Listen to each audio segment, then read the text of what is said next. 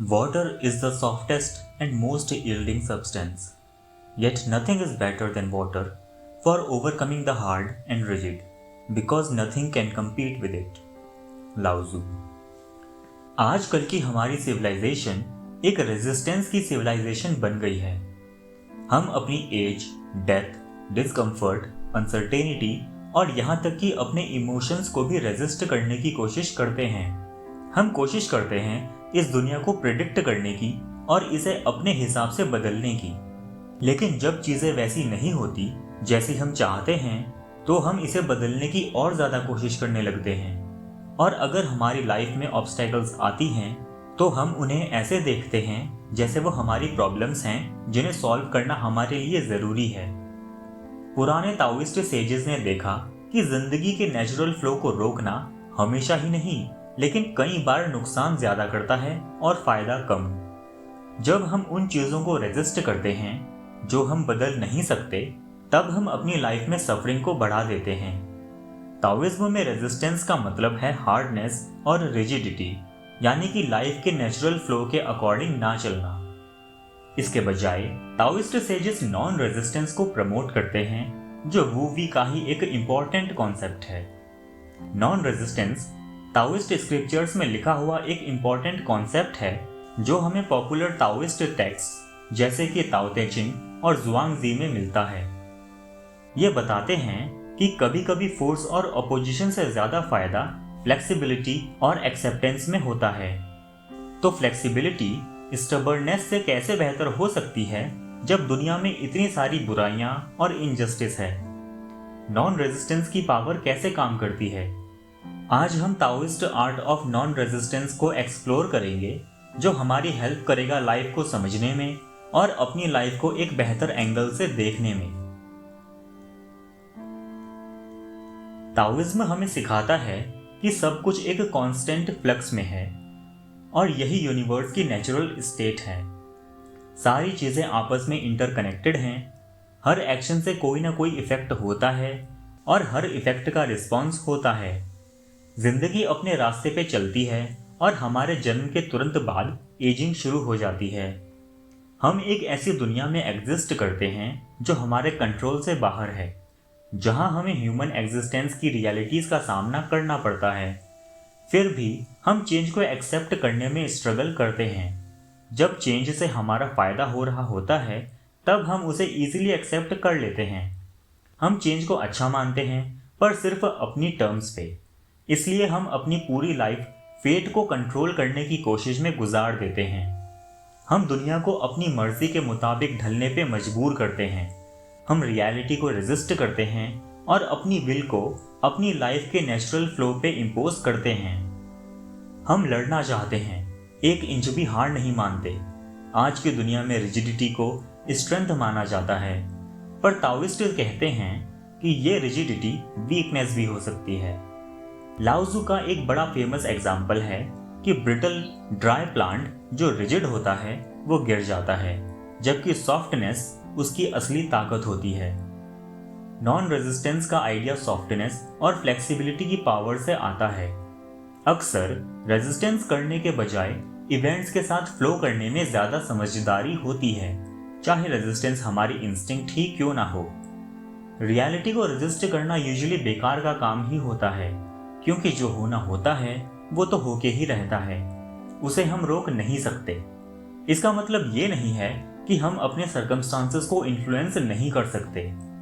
हम अपने सर्कमस्टांसेस को इन्फ्लुएंस ज़रूर कर सकते हैं, पर हम आउटकम्स को कंट्रोल नहीं कर सकते हैं। अगर हम ऐसा कर सकते तो आज सब मिलेनियर होते, हर रोमियो को जूलियट मिल जाती और दुख दर्द किसी की भी लाइफ में नहीं होता। But life doesn't work that way. और अक्सर रेजिस्टेंस सिर्फ बेकार ही नहीं होता, बल्कि ये सिचुएशन को और बिगाड़ भी सकता है। सोचो हम अपनी कितनी एनर्जी वेस्ट कर देते हैं उन इवेंट्स को रोकने में जिन्हें हम नहीं रोक सकते हैं। हम कितना स्ट्रेस सफ़र करते हैं चेंज से लड़ने में, और हमें कितनी फ्रस्ट्रेशन होती है जब हम देखते हैं कि हमारी इतनी कोशिश करने के बाद भी हमारी लाइफ में वो चेंज आ रहा है जो हम नहीं चाहते हैं। ताओइस्ट सेज ली जी ने कहा था, people try too hard to make things happen or not happen because they do not understand the natural order of things. They believe they can control the outcomes of things, and in the end, after a lot of effort, they find their hard work produces the opposite effect. Natural flow को resist करना stress, exhaustion और disappointment लाता है। इससे हमारे रास्ते में help नहीं बल्कि स्ट्रगल्स ही आती हैं। अगर हम ताओइज्म के नज़रिए से देखें तो हमारे लिए यही बेहतर होता है कि हम रेजिस्ट ना करें, चीज़ें अपने आप अनफोल्ड होने दें और अगर ज़रूरत पड़े तो स्किलफुली इंटरवीन करें। लाओजू ने कहा था, mastery of the world is achieved by letting things take their natural course. You can not master the world by changing the natural way. Ideal situation में हम रेजिस्ट करने वाली पावर को अपने फ़ायदे के लिए यूज़ कर सकते हैं। जैसे सेलर हवा के अगेंस्ट जाकर उससे लड़ता नहीं है, बल्कि वो अपनी सेल्स को हवा के अकॉर्डिंग एडजस्ट करता है। कितनी बार ऐसा हुआ है कि जब हमारी लाइफ हमारे प्लान के अकॉर्डिंग नहीं चलती है तो हम परेशान हो जाते हैं। ज़्यादातर लोगों के साथ यही होता है। हम एडवर्सिटी को रेजिस्ट करते हैं, जबकि ज़्यादातर हार्डशिप्स बिल्कुल नेचुरल ही होती हैं। इसलिए रियल प्रॉब्लम सर्कमस्टांसेस में नहीं होती, बल्कि हमारे एटीट्यूड में होती है, और इसी वजह से हम लाइफ में सफ़र भी करते हैं। एक ताओइस्ट कहानी है। कन्फ्यूशियस और उसके स्टूडेंट्स एक गांव से गुजर रहे थे। वहां उन्हें एक बूढ़ा आदमी मिला। ये आदमी बहुत खुश था और वो गाने गा रहा था। कन्फ्यूशियस ने उस बूढ़े आदमी से पूछा कि आप इतना खुश कैसे हो? वो आदमी बोला, मेरे खुश होने के कई कारण हैं। मैं इंसान हूँ, मेरे पास विजडम है और मुझे लंबी जिंदगी मिली है, और मैं ये नहीं सोचता कि मैं अमीर हूँ या गरीब। जन्म और मौत तो नेचुरल हैं। लोग गरीबी और डेथ से डरते हैं, पर मुझे ये चीज़ें तकलीफ नहीं देती, इसलिए मैं हमेशा खुश रहता हूँ। इस बूढ़े आदमी को वो चीज़ें तकलीफ नहीं देती हैं जो आम तौर पर लोगों को दर्द देती हैं।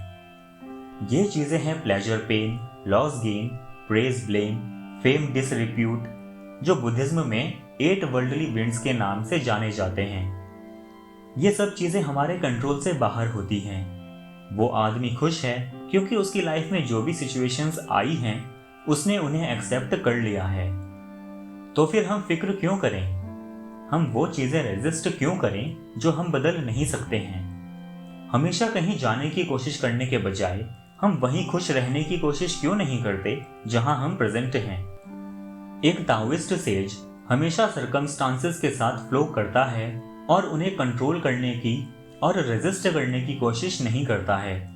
वो जब अमीर होता है तो खुश होता है, लेकिन जब वो गरीब होता है तो भी वो खुश ही होता है।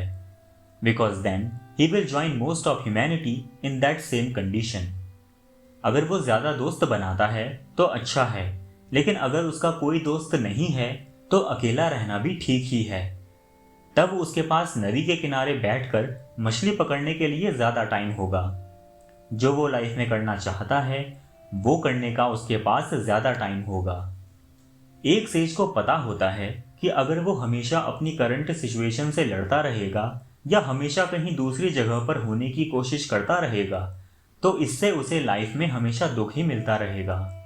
लेकिन इसका ये मतलब नहीं है कि अगर हमें अपनी करंट सिचुएशन पसंद नहीं है तो हम इसे चेंज ना करें। अगर हम पॉवर्टी में हैं तो हमें इससे बाहर निकलने का सोचना चाहिए।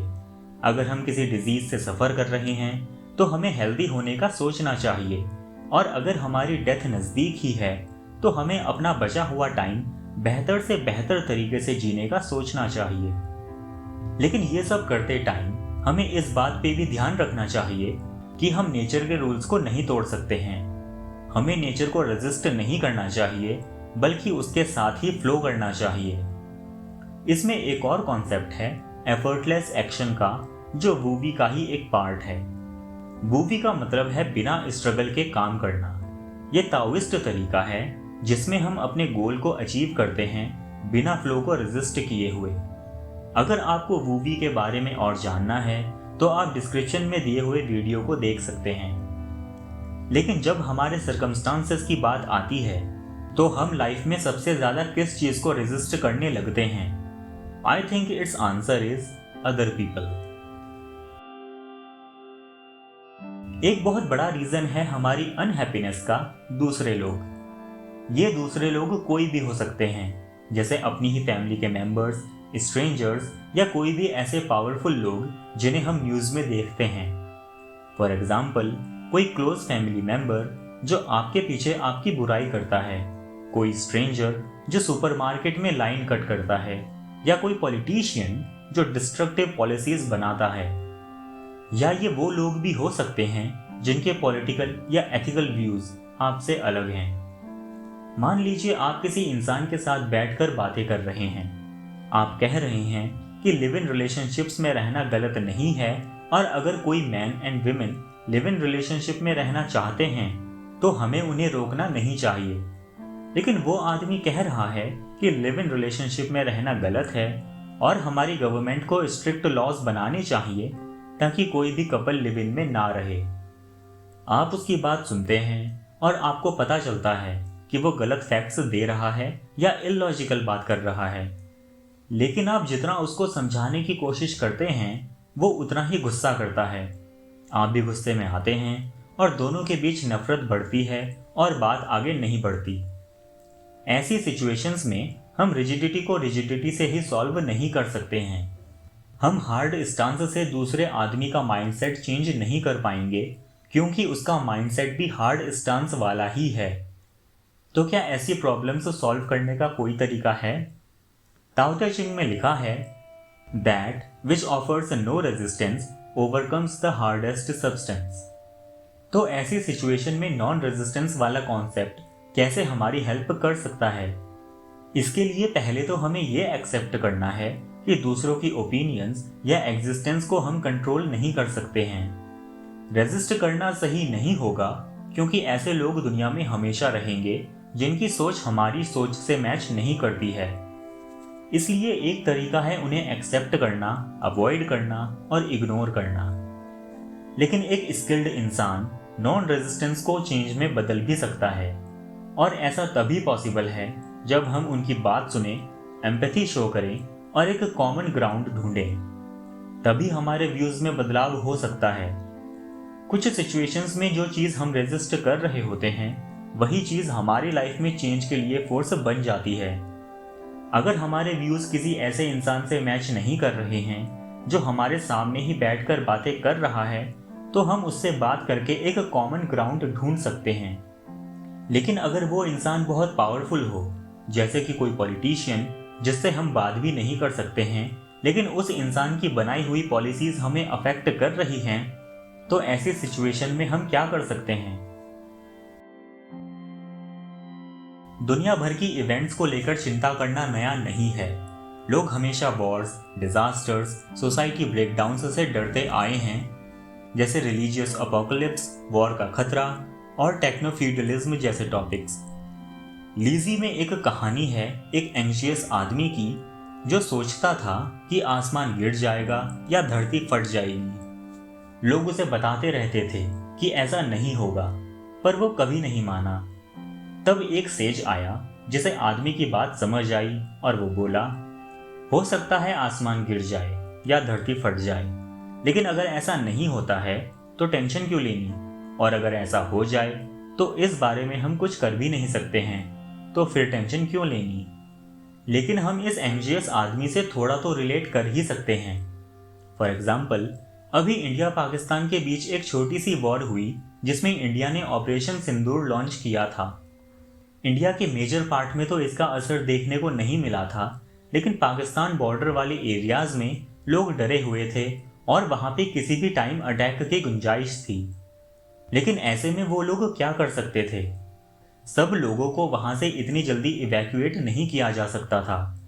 यानी कि ये वॉर हम कॉमन पीपल के कंट्रोल से तो बाहर ही थी, और अगर किसी चीज को कंट्रोल करना मुश्किल है तो उस पर स्ट्रेस लेना बेकार है। ज़ुआंगजी की एक कहानी है जिसमें एक किसान होता है।